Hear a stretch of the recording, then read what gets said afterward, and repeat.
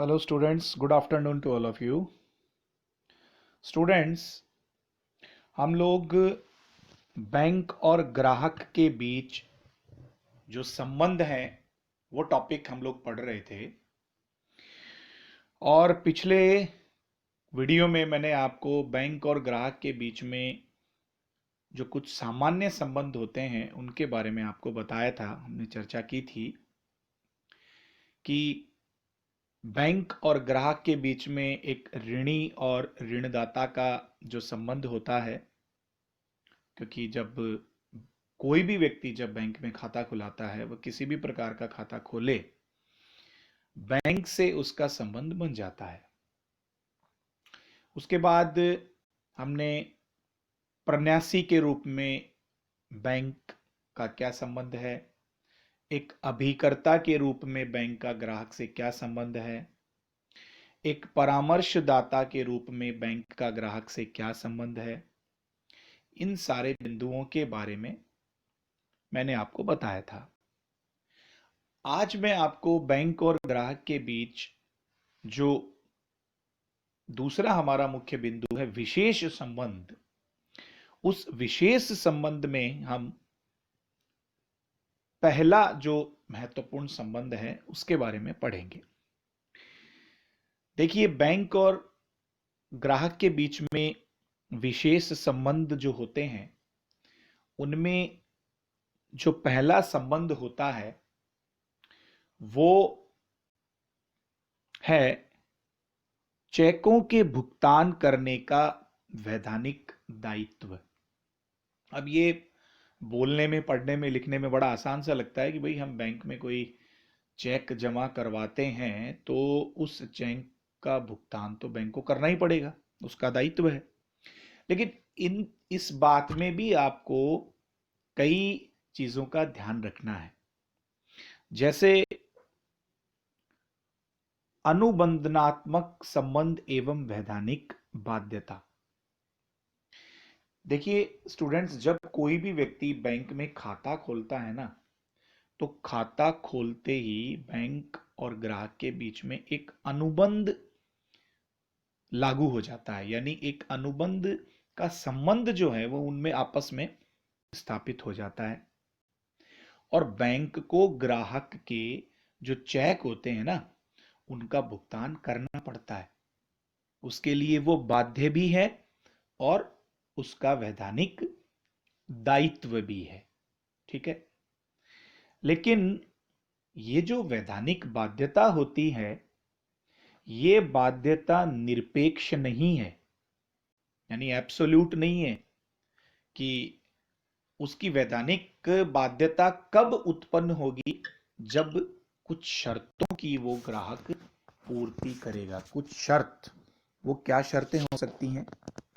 देखिए सिंपल सी बात है, पहली शर्त तो ये है कि ग्राहक के खाते में पर्याप्त जमा राशि की उपलब्धता, availability of sufficient amount in the account of the customer. आपके खाते में 5,000 रुपए हैं और आप किसी व्यक्ति को कह रहे हो कि 50,000 रुपए का चेक मैंने लिख दिया आपके नाम से, आप बैंक से जाके निकलवा लो। अरे वो कहाँ से निकलवाएगा, आपके खाते में ही 5,000 रुपए हैं। तो ऐसी स्थिति में बैंक जो है वो आपके चेक का भुगतान करने के लिए बाध्य नहीं है। क्यों नहीं है? क्योंकि आपके खाते में जितनी रकम आपने चेक में लिखी है उतनी रकम आपके खाते में अवेलेबल नहीं है।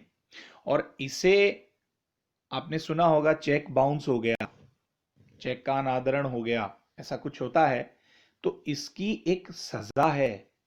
ये कानूनन जो है ये अपराध है कि आपको पता है कि मेरे खाते में इतना ही पैसा है और आप ज़्यादा रकम का चेक दे रहे हैं, इसका मतलब आप जानबूझ के गलती कर रहे हैं।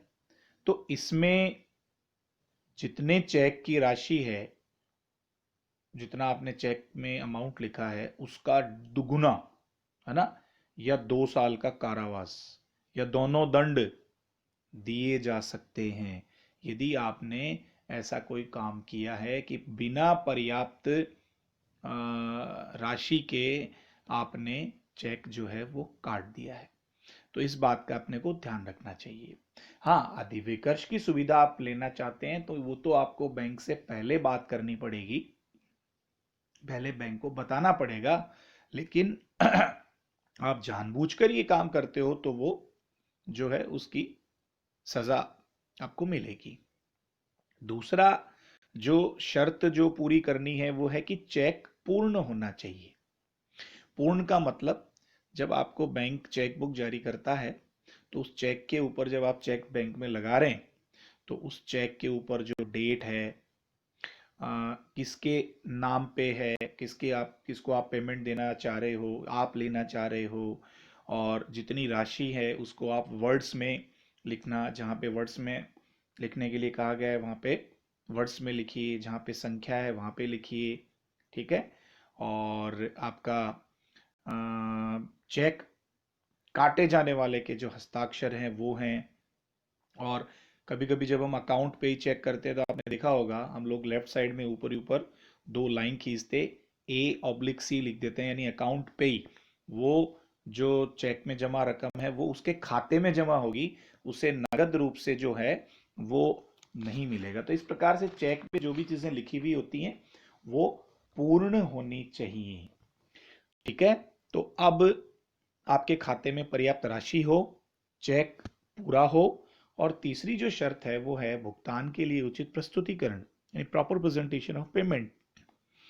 बैंक किसी भी चेक का भुगतान करने के लिए बाध्य तभी है जब उसका उचित प्रस्तुतिकरण किया जाए। उचित प्रस्तुतिकरण का क्या मतलब होता है? उचित में एक तो आपको ये बात ध्यान में रखनी है कि चेक में लिखी तारीख से पूर्व भुगतान के लिए प्रस्तुत नहीं हो सकता। मान लीजिए आपने आज की तारीख लिखी है, तो आज की तारीख से लेकर 90 दिनों तक, 90 डेज तक जो है वो आपका चेक जो है वो वैलिड रहता है। लेकिन आप तारीख लिखते हो 5 मार्च और आप पेमेंट आपको चाहिए मान लीजिए 1 मार्च को, तो वो चीज़ अवेलेबल नहीं है, वो नहीं हो सकता है। 5 मार्च है तो 5 मार्च या उसके बाद ही आपको उसका पेमेंट मिल सकता है, उसके पहले नहीं मिल सकता है। दूसरा, वर्किंग डेज के अंदर आप चेक बैंक के अंदर प्रस्तुत करें, और वर्किंग आवर्स में आप प्रस्तुत करें, तो यही उचित प्रस्तुतिकरण की बात है। उसके बाद चेक का सही आहरण, proper drawings of the cheque, यानी चेक तभी भुगतान के लिए मंजूर होगा जब अधिनियम के अनुसार आहरित या काटा गया हो। ठीक है। चेक बैंक द्वारा सप्लाई किए गए छपे हुए फॉर्म पर काटा जाना चाहिए, उसमें धनराशि की प्रार्थना नहीं होनी चाहिए, सीधी अमाउंट लिखिए।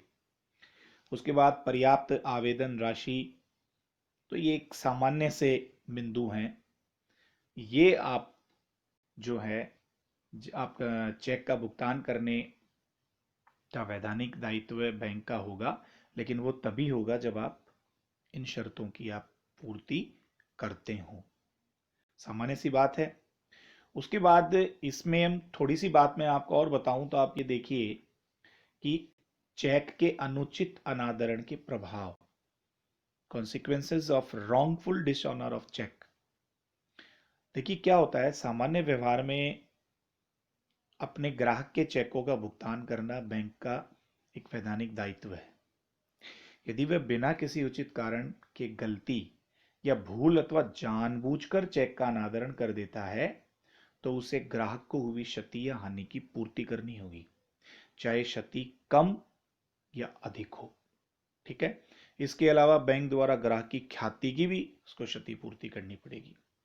अब ये जो अनुचित अनादरण से, यानी बैंक ने अपनी गलती से चेक को डिसऑनर कर दिया, पेमेंट नहीं किया, तो उससे दो प्रकार की क्षति हो सकती है, जिसे हम एक कह सकते हैं सामान्य क्षति हो गई भाई, एक ग्राहक को हानि होने से, कोई व्यवसायी होता है, कोई उद्योगपति नहीं होता है, तो उसको हानि हो जाती है।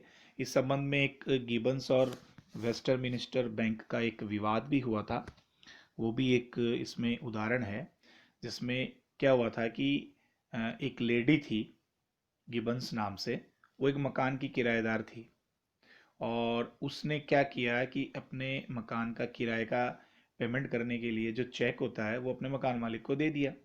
अब बैंक ने क्या किया, उस चेक का अनादरण कर दिया, यानी पेमेंट नहीं किया। तो वो एक सामान्य सी बात है, इसलिए आप उसको सामान्य क्षति कह सकते हैं।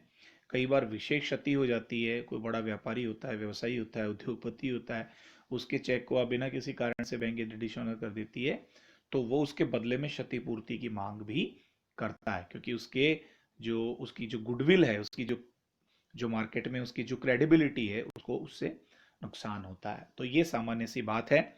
तो मूल बात इसके अंदर यही हुई, हमारा जो विशेष संबंधों में जो पहला जो हमारा बिंदु हुआ, वो पहला बिंदु ये हुआ कि चेकों के भुगतान करने का वैधानिक दायित्व बैंक का है। और बैंक जो होता है वो वैधानिक दायित्व तब उत्पन्न होता है जब ग्राहक के खाते में पर्याप्त जमा राशि हो, उसका चेक पूर्ण रूप से भरा हुआ हो, और वो उचित घंटों में, उचित कार्य दिवसों को वो चेक का बैंक में प्रस्तुतिकरण करे, सही आहरण करे, और उसमें पर्याप्त आवेदन राशि लिखे। ठीक है। तो ये एक विशेष संबंध में हमारा पहला बिंदु हुआ, जो आपको लिखना है, पढ़ना है। और चेक का अनुचित अनादरण हो जाता है तो आप उसे सामान्य क्षति और विशेष क्षति बता सकते हैं। ठीक है स्टूडेंट्स, तो ये विशेष संबंधों में हमने ये पहला बिंदु देखा। तो अभी के वीडियो में इतना ही। Thank you very much.